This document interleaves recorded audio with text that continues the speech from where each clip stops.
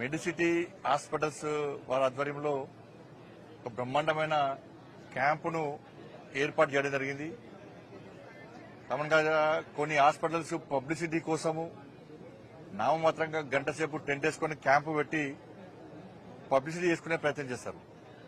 కానీ దానికి భిన్నంగా మెడిసిటీ హాస్పిటల్స్ వారు దాని సిఓ ఇనీష్ మర్చెంట్ గారు వారి ఆధ్వర్యంలో కరీంనగర్లో 3 days క్యాంప్, గైనకాలజిస్టులు ఉన్నారు, కార్డియాలజిస్టులు ఉన్నారు, ఆర్థోపెడిక్ డాక్టర్స్ ఉన్నారు, ఈఎన్టీ సర్జన్స్ ఉన్నారు, జనరల్ సర్జన్స్ ఉన్నారు, జనరల్ ఫిజిషియన్స్ ఉన్నారు, ఎంఆర్ఐ స్కానింగ్ ఉన్నది, ఎక్స్రేస్ ఉన్నాయి, అన్ని రకాల టెస్టులు చేయడము, వాళ్ళకి ఇక్కడనే వైద్యం చేసే అవకాశం ఉంటే ఇక్కడనే వైద్యం చేయడము, లేదు వాళ్ళకి సర్జరీ చేసేటువంటి అవకాశం ఉంది అంటే కంపల్సరీ సర్జరీ చేయాలంటే వాళ్ళే ఫ్రీగా మార్నింగ్ 9 o'clock వెహికల్ పెట్టి వాళ్ళకి అన్ని భోజన వసతి ఏర్పాట్లు చేసి వాళ్ళని హైదరాబాద్ తీసుకుపోయి ట్రీట్మెంట్ చేసి సర్జరీ చేసి మళ్ళీ తిరిగి వాళ్ళ ప్రాంతాల్లో దింపే విధంగా వాళ్ళు ఏర్పాటు చేశారు.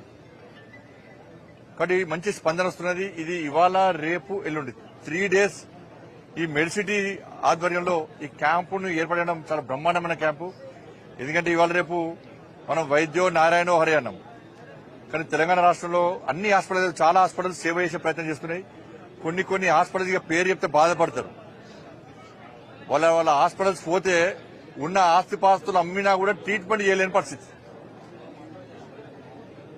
మామూలుగా బ్లడ్ టెస్ట్, యూరిన్ టెస్ట్ అన్ని చేసుకుంటేనే, ఎక్సర్సైజ్ చేసుకుంటేనే, హెల్త్ చెకప్ చేసుకుంటేనే ₹1,00,000 అవుతాయి, ₹1,00,000, ₹2,00,000 అవుతాయి. ఇక వైద్యం పోతే 15 లక్షలు, 20 లక్షలు తక్కువ లేదు. ఫస్ట్ చెప్పేటప్పుడు అడ్మిట్ చేసుకుంటారు, పేదోళ్లను అడ్మిట్ చేసుకున్నాక చుక్కలు చూపడతారు. ఇక వాళ్ళ ఆస్తిపాస్తులు అమ్మినా కూడా ట్రీట్మెంట్ చేసుకోలేని పరిస్థితి. చివరకు మీరు దండం పెడితే డిశ్చార్జ్ చేయండి, మేము చచ్చిపోతే ఈ బిల్లులు చెల్లించలేని స్థితిలో ఉన్నామని చెప్పి డిశ్చార్జ్ చేసుకునేటువంటి దౌర్భాగ్య స్థితి, ప్రమాదకర పరిస్థితి తెలంగాణ రాష్ట్రంలో. దీనికి కారణం ఏంటంటే అధికార పార్టీ యొక్క ఆజమాయిషీ లేదు, ప్రభుత్వం యొక్క ఆజమాయిషీ లేదు. దీనివల్ల ఇబ్బందులు వస్తున్నాయి. పోనీ పేదలు ప్రభుత్వ ఆసుపత్రిలో, ప్రైవేట్ హాస్పిటల్ ట్రీట్మెంట్ తీసుకుందామంటే వాళ్ళు చెల్లించాల్సిన ఆరోగ్యశ్రీ డబ్బులు చెల్లిస్తలేరు. ఆరోగ్యశ్రీ బకాయిలు చెల్లించకపోవడం వలన ప్రైవేట్ హాస్పిటల్కి పేదోడు వైద్యం చేసుకునే పరిస్థితి లేదు. దీన్ని ఎమర్జెన్సీ కింద గుర్తించాల్సినటువంటి ప్రభుత్వము కనీసంగా బడా కాంట్రాక్టర్లు బీజేపీ కాంగ్రెస్ పార్టీ ఎంపీ, ఎమ్మెల్యేలు, మంత్రులు వాళ్ళ బిల్లు పేమెంట్ చేసుకోవడానికి సిద్దంగా ఉన్నారు. 18%, 15% కమిషన్ ఇస్తే బిల్ పేమెంట్స్ కు సిద్దంగా ఉన్నారు. కానీ పేదోడు వైద్యం చేసుకునే ఆరోగ్యశ్రీ బకాయిలు చెల్లించడం మాత్రం పైసలు ఇవ్వడం వాళ్ళ దగ్గర ఇలా ఇబ్బంది. ఇలా కేంద్ర ప్రభుత్వము దేశవ్యాప్తంగా ఆయుష్మాన్ భారత్, నరేంద్ర మోడీ గారి ప్రభుత్వం ఆయుష్మాన్ భారత్ ను అమలు చేస్తా ఉన్నది. 5 లక్షల విలువ చేసే ట్రీట్మెంట్ దేశంలో ముంబైలో పోయినా, కరీంనగర్ ముంబై పోయినా, ఢిల్లీ పోయినా, మద్రాసు పోయినా, ఏడికి పోయినా ట్రీట్మెంట్ చేసుకోవచ్చు. కానీ దాన్ని కూడా నిక్కచ్చిగా నిజాయితీగా అమలు చేసే పరిస్థితి తెలంగాణ రాష్ట్రంలో లేదు. వాళ్ళు చేయరు, ఇంకొన్ని చేయించే పరిస్థితి లేదు. కాబట్టి రాష్ట్ర ప్రభుత్వం వెంటనే ఆరోగ్యశ్రీ బకాయిలు చెల్లించాలని చెప్పి మేము డిమాండ్ చేస్తున్నాం.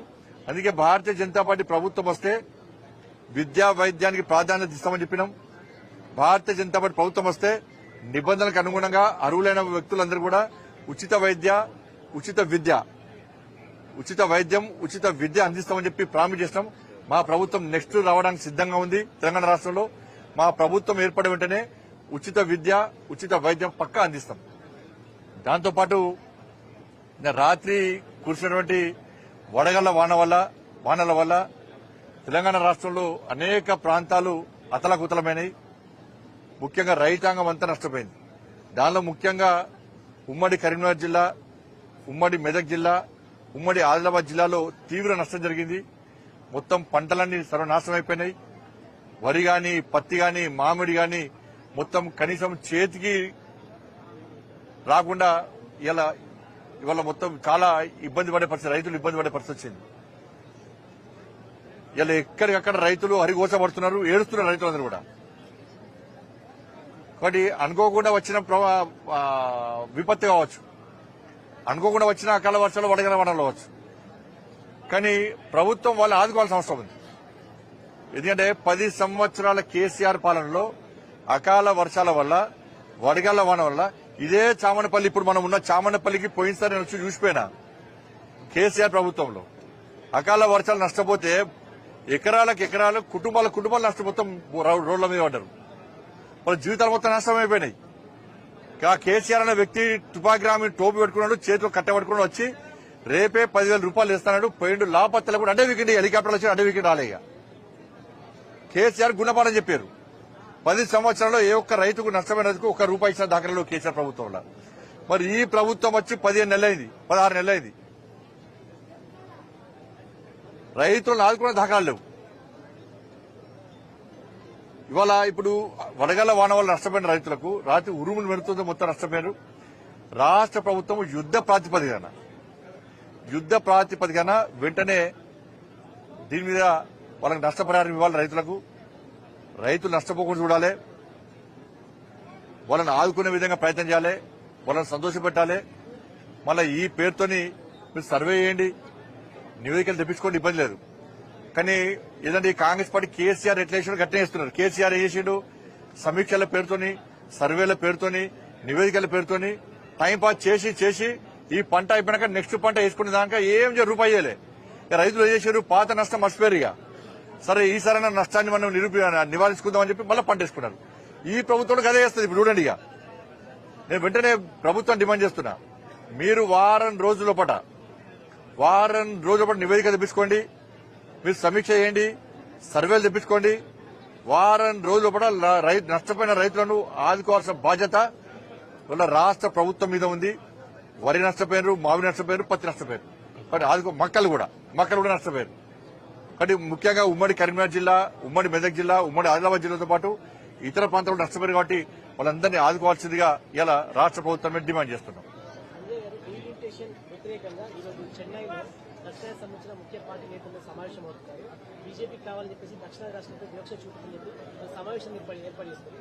ఇప్పుడు ఆలు లేదు, సొల్లు లేదు, కొడుకు పేరు సోమలింగం అని ఒకటి అండు ఉండే. ఇలా పరిస్థితి ఉన్నది. దొంగలు కలిసి ఊరు పంచుకునే ప్రయత్నం చేస్తున్నారు వీళ్ళు. ఆడ కలిసి అంత దొంగల ముఠానే, అంత మాఫియా ముఠానే. లిక్కర్ స్కామ్ ముఠా ఒకటి ఉన్నది, ల్యాండ్ స్కామ్ ముఠా ఉన్నది. ఇవాళ మొదటి నుంచి చెప్తున్నా, బీఆర్ఎస్ కాంగ్రెస్ ఒకటే. బీఆర్ఎస్ పార్టీ కేసుల నుంచి తప్పించుకోవడానికి కాంగ్రెస్ పార్టీకి సహకరిస్తున్నది. ఇద్దరు కలిసి పనిచేస్తున్నారు. ఢిల్లీలో కలిసి ఉంటారు, గల్లీలో కొట్లాడతారు. ఇవాళ డీఎంకే పెట్టిన మీటింగ్ ఇద్దరు అనుకోవడం వేరు. మరి తెలంగాణ ప్రజలు ఆలోచించాలి, వీరిద్దరు ఒక్కటా కాదా మీరు ఆలోచించండి. కేసుల విషయంలో కేసీఆర్ కుటుంబానికి ఒక నోటీస్ ఇస్తలేరు, టచ్ చేసే ప్రయత్నం కూడా చేస్తలేరు. ఇవాళ డీఎంకే పెట్టిన మీటింగ్ వీళ్ళందరూ కలిసిపోయారు, వాళ్ళందరూ కలిసి మాట్లాడుకుంటారు. వీళ్ళందరూ దేని వ్యతిరేకంగా, భారతీయ జనతా పార్టీ వ్యతిరేకంగా కొట్లాడుతున్నారు. వాళ్ళందరూ కలిసి కాంగ్రెస్ బీఆర్ఎస్ కలిసి మాకు వ్యతిరేకంగా కొట్లాడుతున్నారు. వాళ్ళ ఢిల్లీలో అసలు డీలిమిటేషన్ సంబంధించి ఇంకా ప్రాసెస్ స్టార్ట్ కాలే. దాని గురించి నిబంధనగా ఫ్రేమ్ చేయలేదు. అసలు దాని గురించి ఏమిగా ఒక నిర్ణయం తీసుకోలే. ఇంకా నియమ నిబంధనలు ఎక్కడ రూపొందించలే. ఇంకా ఇవాళ ఒక ప్లాన్ ప్రకారం ఇక్కడ కాంగ్రెస్ పార్టీ ఏం చేస్తుందంటే 6 గ్యారెంటీల హామీ నుంచి తప్పించుకునే ప్రయత్నం, వాళ్ళు పడుతున్న అవినీతి వ్యతిరేకంగా ప్రజల దృష్టి మళ్లించడానికి. బీఆర్ఎస్ పార్టీ ఏం చేస్తుంది, మా మీద కేసుల గురించి కాంగ్రెస్ పార్టీ సహకరించాలి కాబట్టి మేము కాంగ్రెస్ పార్టీ ఏం చేస్తామని చెప్పి బీఆర్ఎస్ పార్టీ పోయారు. తమిళనాడులో డీఎంకే 1000 కోట్ల లిక్కర్ స్కామ్, 1000 కోట్ల లిక్కర్ స్కామ్ అక్కడ తమిళనాడులో డీఎంకే పాల్పడేది. లిక్కర్ స్కామ్ కు అవినీతికి పాల్పడుతున్నది. అవినీతికి వ్యతిరేకంగా ప్రజలు డీఎంకేకు వ్యతిరేకంగా తీర్పడానికి తమిళనాడు సిద్ధంగా ఉన్నారు. దాని నుంచి ప్రజల దృష్టి మళ్లించడానికి ఇదంతా పక్కా ప్లాన్ గా చేస్తున్నారు. కానీ ప్రజలు ఎవ్వి పట్టించుకోరు. ఇవాళ అమిత్ షా గారు చెప్పారు, రాజ్నాథ్ సింగ్ గారు చెప్పారు, దక్షిణాదిలో సీట్లను తగ్గించే ప్రయత్నం మేము చెయ్యము, అటువంటి ఆలోచన లేదు. డీలిమిటేషన్ సంబంధించి ఒక నిర్ణయానికి మేము రాలేదు, దానికి ఏమి నియమ నిబంధనలుగా పెట్టలేదు మేము అని చెప్పి క్లారిటీ ఇచ్చినప్పుడు కూడా వాళ్ళ అవినీతిని తప్పించుకోవడానికి, ప్రజల దృష్టి మళ్లించడానికి, లిక్కర్ స్కామ్ నుంచి డీఎంకే తప్పించుకోవడానికి ఇవాళ ఈ కొత్త దుకాణాన్ని స్టార్ట్ చేశారు. అదంతా కూడా ఒక మాఫియా మూట. ఇలా డీఎంకే అక్కడ మద్రాసులో జరిగేది ఒక మాఫియా మూటా సమావేశం అది. అక్కడ ఉన్న పార్టీలు అన్ని కూడా అవినీతి పార్టీలు, అక్కడ ఉన్న పార్టీలు అన్ని కూడా స్కామ్ లో ఉన్న పార్టీలు, అక్కడ ఉన్న పార్టీలు అన్ని కూడా ప్రజల దృష్టి మళ్లించడానికి, బీజేపీని బదనాం చేయడానికి చేస్తున్న కుట్రలో భాగం మాట్లాడిన విషయం వాస్తవం. కలిసిపోయారు కదా, ఇద్దరు కలిసే ఉంటారు. వాళ్ళిద్దరు కాంగ్రెస్ బీఆర్ఎస్ ఒకటి అని మేము మొత్తుకుంటే ఇన్ని రోజులు మళ్ళీ ఇప్పుడు క్లారిటీ వచ్చిందా లేదా? ఇప్పుడు కాంగ్రెస్ పార్టీ ఒక్క కేసులో పెట్టిందా? మళ్ళీ చెప్తా నేను, కాళేశ్వరం కేసు నోటీస్ ఇయ్యలే, విద్యుత్ కొనుగోళ్ల స్కాము విచారణ అయిపోయిందట.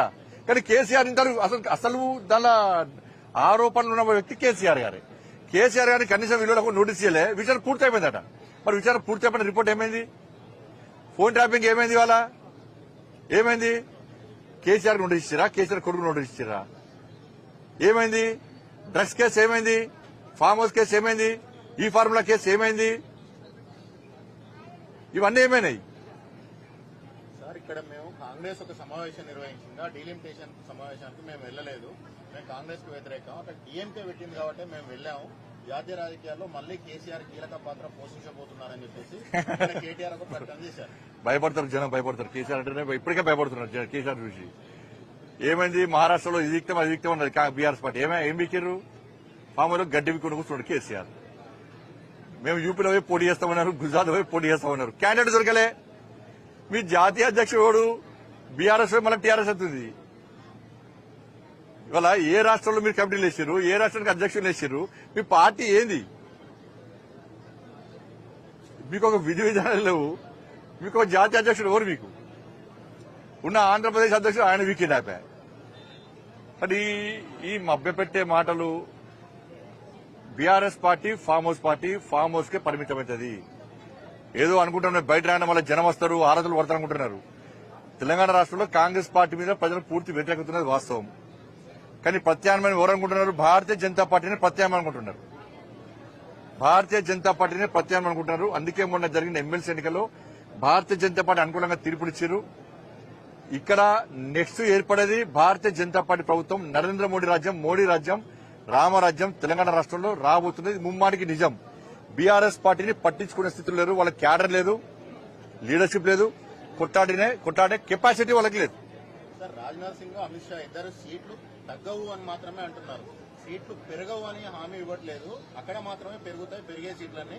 అందుకే అఖిలపక్షం అని చెప్పేసి. తగ్గవు అంటే ఏమన్నట్టన్నా? డీలిమిటేషన్ అంటే తగ్గవు అంటే ఏమన్నట్టు? పెరుగుతానట్టే కదా. తగ్గకుండా వాటికి అడ్జస్ట్ చేయదు కదా. తగ్గవు అంటే ఏమన్నట్టు? వీళ్ళు తగ్గిస్తారని అంటున్నారు. వీళ్ళు తగ్గించే ప్రయత్నం చేస్తున్నట్టు తగ్గవు అని చెప్పన్నారు.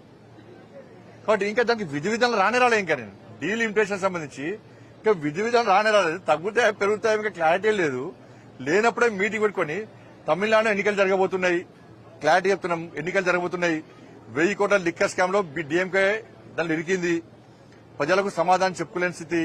అన్ని స్కామ్లు, అవినీతి ఆరోపణలు పుట్టగోలుగా, అవినీతి ఆరోపణలు అడ్డగోలుగా వస్తున్నాయి డిఎంకే మీద. వాటి మీద ప్రజలకు సమాధానం చెప్పలేని పరిస్థితి.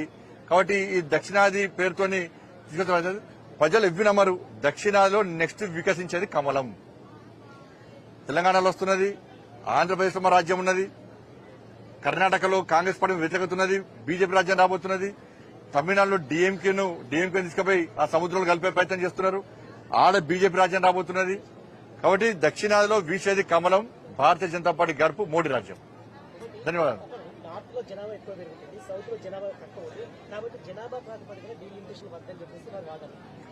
ఇంకా దానికి ఏం అనుకోలే కదా. ఇప్పుడు కొన్ని రూల్స్ ఫ్రేమ్ చేస్తే దీని ప్రకారం మేము డీలిమిటేషన్ చేస్తున్నాము అని చెప్పి కేంద్రం ప్రకటించాలి.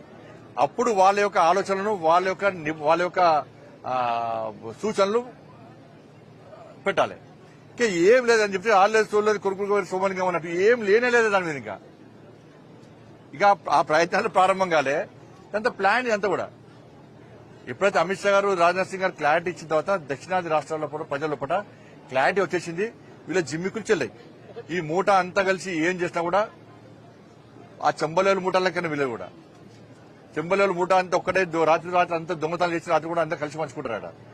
వీళ్ళు కూడా అందరు కలిసి ఉన్నట్టుండి ఈయన నువ్వు రాష్ట్రాన్ని పంచుకో, దోసుకో, నువ్వు రాష్ట్రం దోసుకో, మనం అన్ని రాష్ట్రాలు దోసుకుంటున్నాం, మనం తప్ప ఇంకోళ్ళు ఈ రాష్ట్రాలను పాలించదు, దోసుకున్నా దాచుకున్నా మనం వేసుకోవాలని చెప్పి వీళ్ళందరూ కలిసి పంచుకునే ప్రయత్నం చేస్తున్నారు.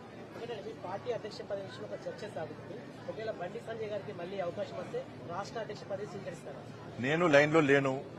నాకు కేంద్ర హోంమంత్రి శాఖ ఇచ్చారు నాకు. కాబట్టి ఏ కార్యకర్తను కూడా కమిట్మెంట్ తో పార్టీ కోసం, సిద్ధాంతం కోసం పనిచేసే కార్యకర్త పార్టీ నిబంధనలకు అనుగుణంగా పనిచేయాలి. నాకు రాష్ట్ర అధ్యక్షుడు వస్తారని చెప్పి సోషల్ మీడియాలో ప్రచారం చేసుకోను. నేను ఇప్పుడు వస్తుంది, అప్పుడు వస్తుంది, ఇప్పుడు చెప్పుకోను. నేను రావాలని కూడా కోరుకుంటాను నేను. ఎందుకంటే కేంద్ర మంత్రిగా, హోంశాఖ సహాయ మంత్రిగా అమిత్ షా గారి నేతృత్వంలో సేవ చేసే అవకాశం నాకు వచ్చింది. గతంలో రాష్ట్ర అధ్యక్షుడిగా పనిచేసి ఇక్కడ కార్యకర్తల సత్తా ఏందో మేము నిరూపించినాం. మొన్న ఎమ్మెల్సీ ఎన్నికలు కూడా కార్యకర్తల సత్తా ఏందో నిరూపించినాం. 8 ఎమ్మెల్సీలు 8 ఎంపీలు గెలిచాం, 8 ఎమ్మెల్యేలు గెలిచినాం. భారతీయ జనతా పార్టీ కార్యకర్తల సత్తా ఏందో నిరూపించినాం. కాబట్టి నేను అధ్యక్షుడిగానే ఏందో నిరూపించుకున్నా. కాబట్టి నేను అందరి లెక్క ఏదో ఇప్పుడే వస్తుంది, అప్పుడే వస్తుంది, వచ్చింది నన్ను కలవండి అని చెప్పి చెప్పుకునే ప్రయత్నం మా పార్టీలో జరగదు. అది అటువంటి పద్ధతి మా పార్టీలో ఉండదు. పార్టీ నిర్ణయిస్తుంది. ఇంకొకటి చెప్తున్నా, సోషల్ మీడియాలో ఎవరి పేరు వస్తుందో, ఎవరి పేరు పెట్టుకుని తప్పుడు వాళ్ళు ప్రచారం చేసుకుంటారో వాళ్ళు ఎవరి పేర్లు ఉండవు. కేంద్ర నాయకత్వం చాలా సీరియస్గా ఉంటుంది. తప్పుడు ప్రచారాలు చేసుకుంటే వాళ్ళను నాకు వస్తుందని చెప్పుకుంటే తప్పవుతుంది. పార్టీ ఒక క్రమశిక్షణ పార్టీ, సిద్ధాంతం కోసం పనిచేసే పార్టీ. ఈ పార్టీని పదవిలకు అనుకో ఒక బాధ్యతకు అనుకుంటాం. జాతీయ నాయకత్వం ఏ నిర్ణయం తీసుకున్నా దానికి కట్టుబడి ఉండాల్సిన బాధ్యత, కమిట్మెంట్ తో పనిచేసేటువంటి జాతీయ భావాజాలం గల సిద్ధాంతం కోసం పనిచేసేటువంటి కమిట్మెంట్ కార్యకర్తకు ఉంటుంది. ఇది గుర్తుంచుకోవాలి అందరం కూడా. కార్యకర్తలను కన్ఫ్యూజ్ చేయొద్దు, ప్రజలను కన్ఫ్యూజ్ చేయొద్దు, తప్పవుతుంది. ధన్యవాదాలు.